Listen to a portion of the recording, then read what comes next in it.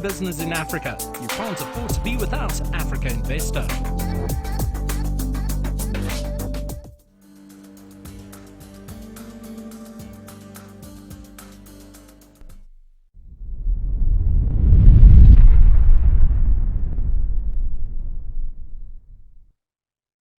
Thank you very much. Your Excellencies, heads of states, honorable ministers, ambassadors representing your countries, distinguished guests, ladies and gentlemen, good afternoon. My name is Hubert Visa. I'm a senior advisor in climate finance for various public and private entities, including managing partnerships and public finance for the Children Investment Fund Foundation for Africa. Welcome to this award ceremony. And the NDC awards are within various categories that are representing the NDCs. We are quite happy today. We will award project promoters, but also celebrating efforts at country levels.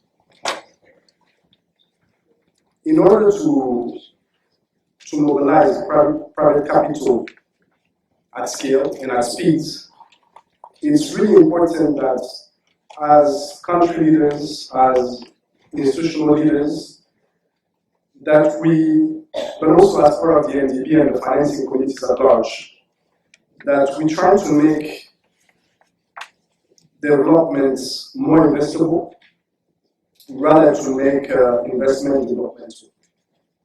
So I repeat, we don't want to make investment developmental, but rather development needs to be investable. That's the only way you can create the momentum among the different partners so that ultimately, be it in sustainable agriculture, green transport, green cities, we will be able to de-risk by having the right vehicle, blended investment vehicles, so that we can reach our goals of making the transition for the green economy in Africa and achieve the 3 trillion of investments on the continent.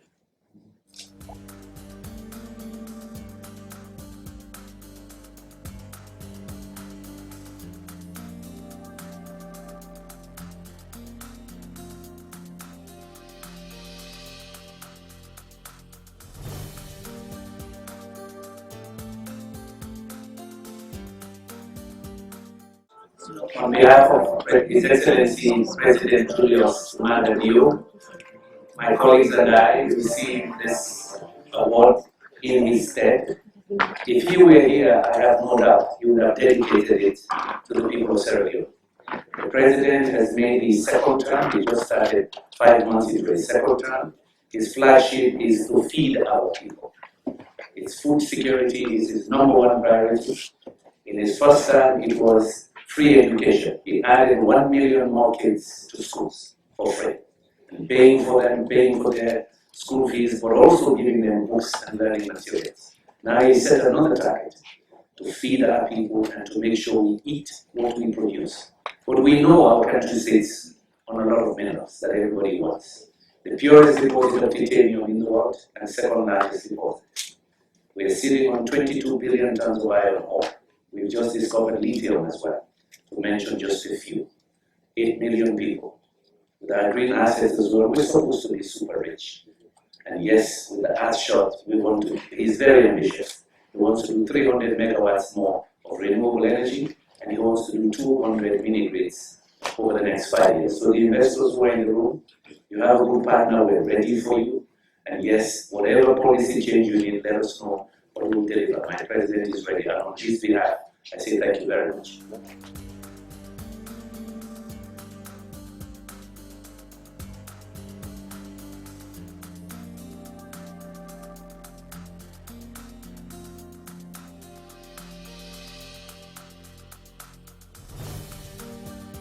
Excellences, Monsieur le chef d'État, Mesdames et Messieurs les ministres, chers tous, comme il a été dit, je suis la ministre de l'Environnement, du Développement durable et du bassin du Congo, mais je suis également parallèlement dans le portefeuille ministériel depuis 7 ans.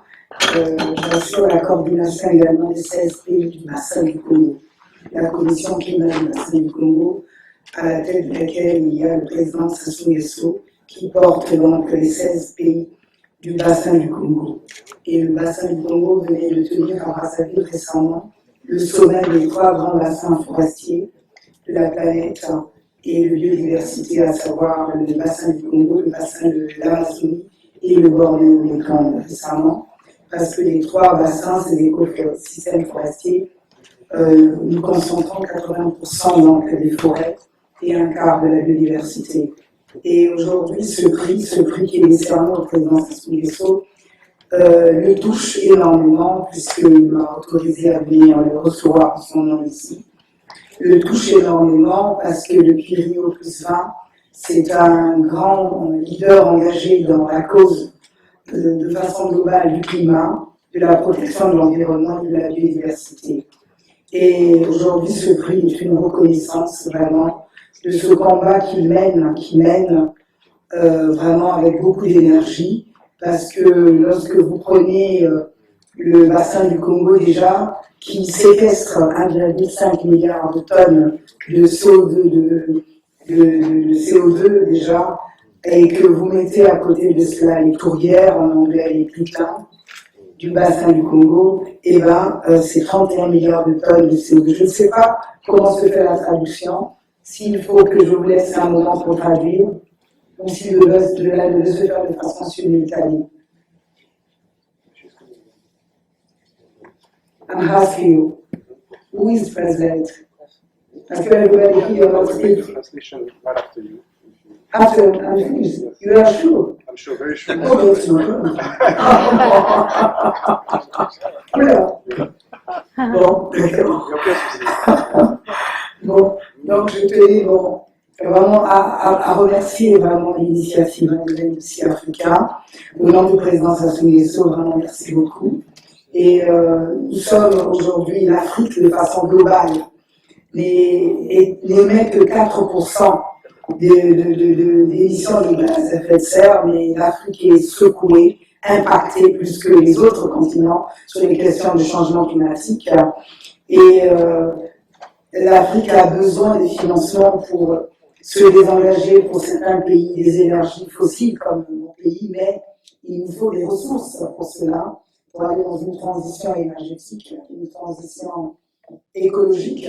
Il nous faut également des financements dans le cadre de la levée des fonds pour l'applicabilité des 17 objectifs de développement durable.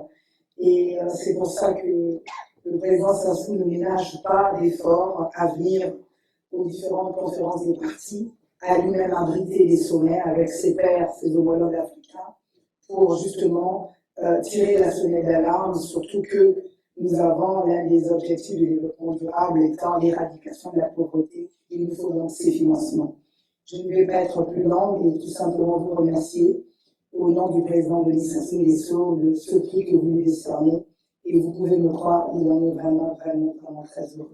Et je vous remercie très sincèrement. Merci encore une fois de plus.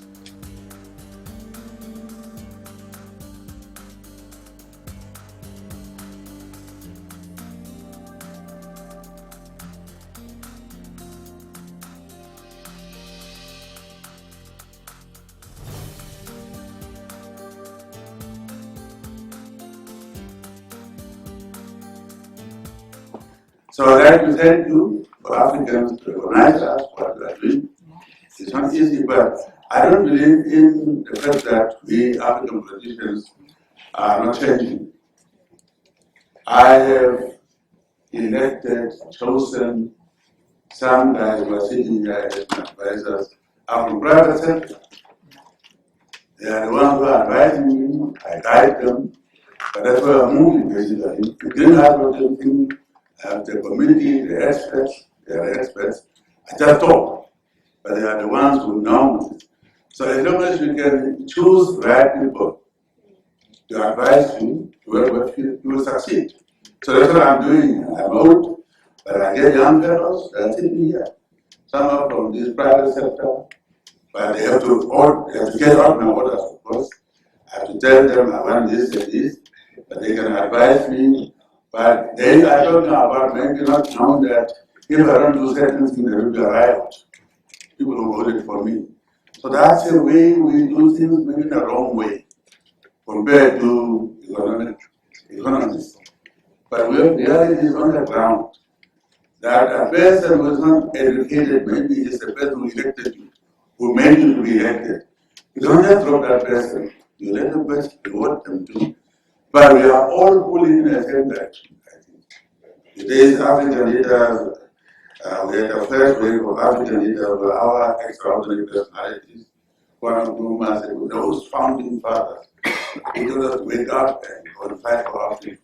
We honor them all. Second wave of African leaders were caught up in the Cold War situation, one party state, and so on. Third wave, we are saying, we pretend or we say, we all come through constitutional means. Even if you came the wrong way, you can justify that you came through constitutional means. And therefore, to me, term limits.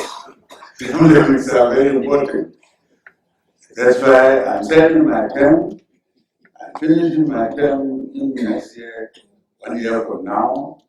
And I would like to really go and rest and just see how you young people will take over from us with govern Africa. So, good governance, whatever governance, must be defined by us as the Africans. But what we are doing here as Africans recognize us. We use, as I said, to recognize by some other universities and so on.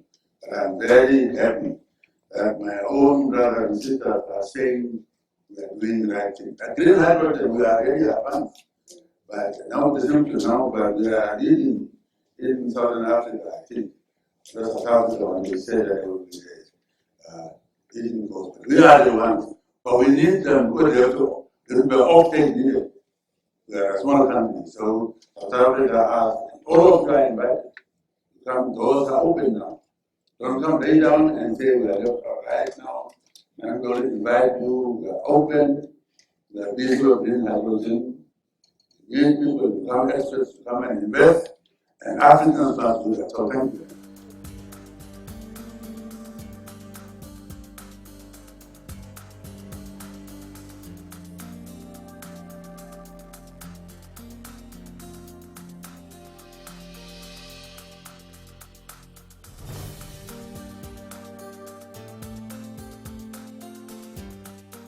Good afternoon. It's an honor to accept this award during COP28 on behalf of the Etihad 7 initiative team. Etihad 7 is a UAE-led innovation program dedicated to securing funding for renewable energy projects in Africa. It was launched at the start of 2022 with the aim of supplying clean electricity to 100 million people by 2035.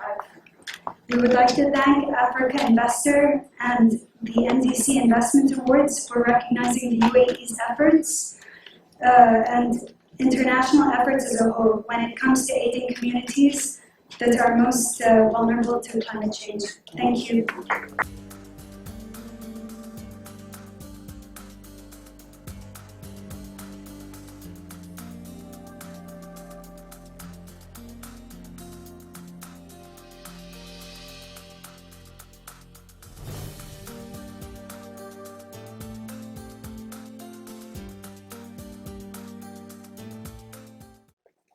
Thank you very much, Your Excellency, President of Namibia, distinguished ladies and gentlemen. First of all, I'm very honored to be receiving this award on behalf of my president, President Kagame, who you all know his credentials when it comes to green. And as a country, we have intentionally taken the path to keep a sustainable country with sustainable infrastructure across the board. You already had what has been mentioned in terms of our sustainability credentials, and this is something that as a country we are committed to, because that is the world the country wants to live for generations to come. And for that, I thank you very much.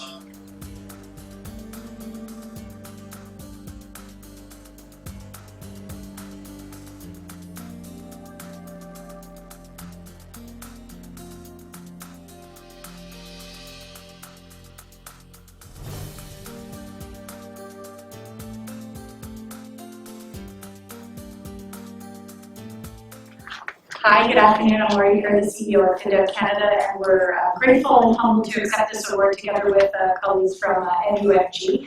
What is Gaia? Gaia is a $1.5 billion blended finance platform that's designed to mobilize private capital at scale to support low carbon, climate resilient investment across 25 emerging markets and developing economies, including 10 on the African continent. What's more is the platform is geared 70% towards adaptation investments. It will also support mitigation investments. We're very pleased to receive GCF approval for $150 million at the October board meeting. That provides a concessional tranche that's coming in for first launch. We also have commercial investors. We have philanthropies that are coming in.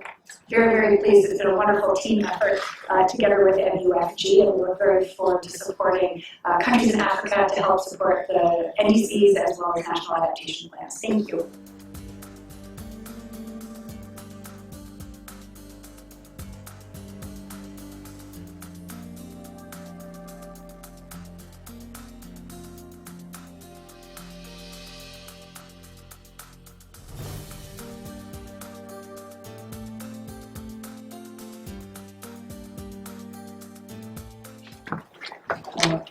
Your Excellency, President of Namibia, distinguished guests, and I just want to say thank you for this. I think I cannot also emphasize, it feels really good to be acknowledged, just like His Excellency said. When Africans actually recognize African work, I believe that this is very important. Just to say, as my name is Eddie Mugabe, and I'm the CEO of the Rwanda Green Fund. It's a fund that's been established by the government of Rwanda to act as the financing vehicle that can attract the kind of finance needed to support various projects. And one of our flagship projects is the Green City Kigali. And the reason behind all of this is that we talk about green, we talk about green infrastructure, we talk about sustainable transport, but it's also important that we do start piloting and actually so that people can understand what we mean, but also in our context. So this is a flagship project that is being developed in Kenya. It's one of the areas in the city of Kigali where we are developing a master plan on 600 hectares, and within this master plan we develop a pilot project that will be housing, looking at to develop about 1,500 units. But most importantly, we want to develop a sustainable real estate that also addresses affordability. So I think the key message, whatever we try to do, we want to address climate challenges and do environmental conservation while putting our development at the center. So if we're not doing this for the people, it doesn't make sense. So again, thank you very much, and it's really an honor to receive this award. Thank you.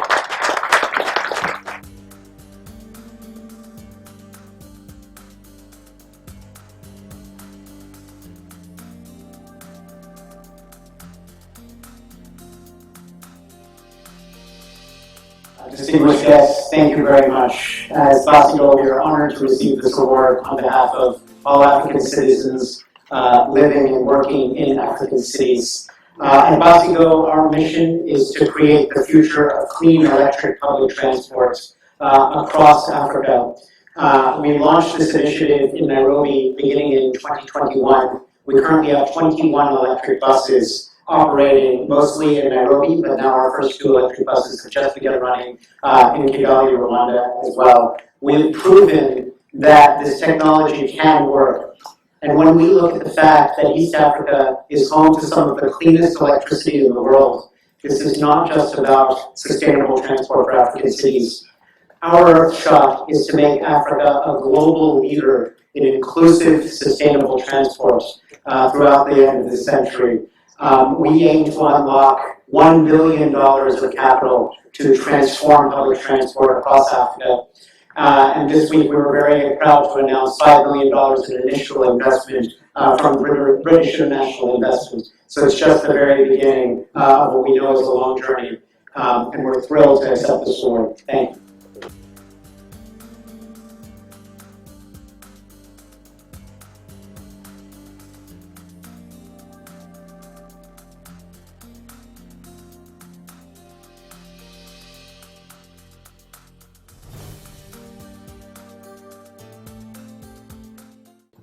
Hello everyone. I'm not Naira, but I'm Isabella Yu. I'm working for the Boston Consulting Group, and you might wonder why I am the one receiving this award. And I'm super happy to represent Noble and the Phoenix Edison team today, with whom we've collaborated over the last year or so, basically to help them out in finding investors that are suitable for their project.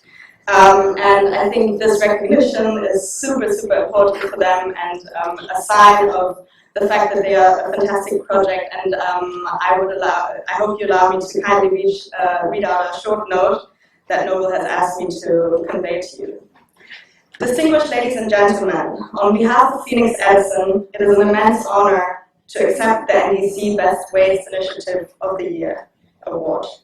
This recognition symbolizes our collective dedication to a greener, sustainable future. I extend heartfelt thanks to the organizing committee and stakeholders for making this possible. We deeply appreciate the collaborative efforts of our team and partners, recognizing their pivotal role. We equally salute all the other worthy finalists in this category. Africa has experienced a productivity revolution and has seen the emergence of the urban consumer. Nigeria alone has 24 cities with a population of over 1 million. Nigeria currently generates around 44 million tons of waste annually and produces around 5,000 megawatts of grid-connected power for its 200 million population. For comparison, both South Africa, with a third, as well as Egypt, with half of Nigeria's population, respectively deliver 50,000 megawatts of electricity. Our vision embraces unlocking the untapped power of waste to energy as vital components of both the energy mix and the circular economy in Nigeria and across Africa. The project will have a profound impact on local communities through reducing energy poverty, job creation, and improved living conditions, underscoring our commitment for positive change. We offer our gratitude to supporters, investors, and organizations who believe in our vision and contribute to this success. Let this be a recognition, a catalyst to inspire others in this novel industry in Africa, fostering continued collaboration and innovation for a sustainable Africa. Thank you.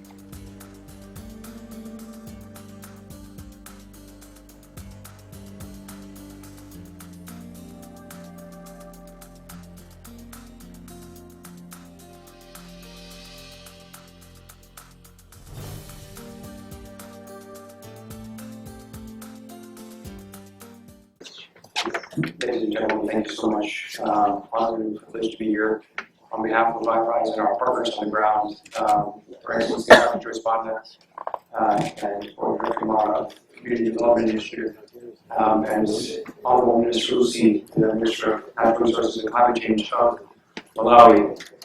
We are a partnership that is proving on the ground that you can collaborate between governments, NGOs, private sector, and communities to deliver on the promise of climate, community, and capital. When we actually can lift communities out of poverty, we can restore nature and mitigate climate change and create strong risk-adjusted returns for investors. We are doing this on the ground now today at scale in Malawi. We encourage all of you to continue to follow your dreams, to try to make this a success, and we are living the reality of that dream. So thank you so much. We really appreciate it.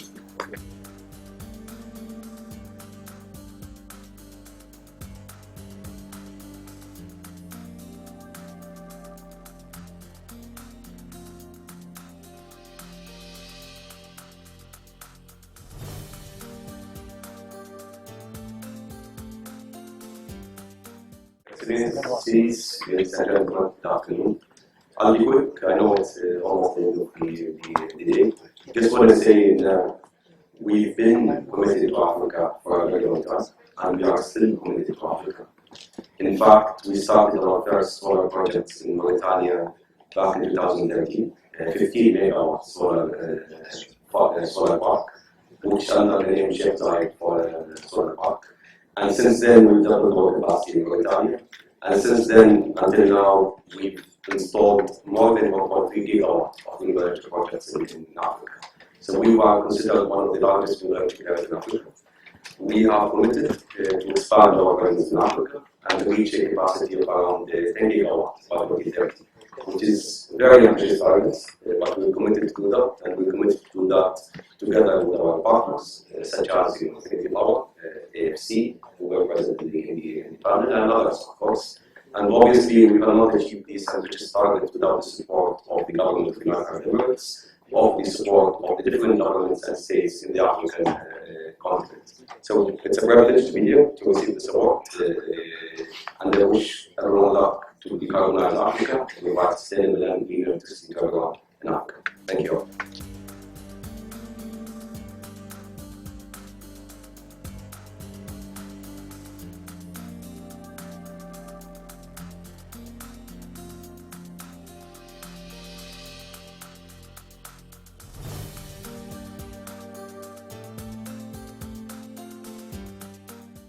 Hello everyone, my name is George Bergering, and actually we are from Private Fund Managers from the Netherlands. We do focus on the African continent, including Nigeria, and our fund is called Climate Investor 2, with a focus on water infrastructure, but it also includes waste and oceans infrastructure. Apart from investments in Senegal and South Africa, I'd like to mention a debt for nature swap that we've provided to the government of Ecuador on the Galapagos Islands.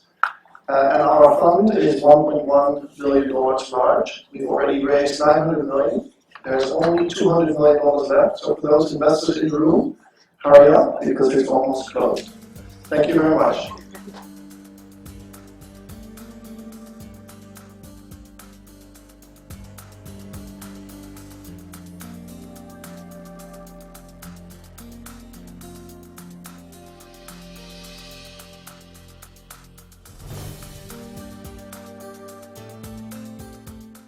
Doing business in Africa. You can't afford to be without Africa Investor.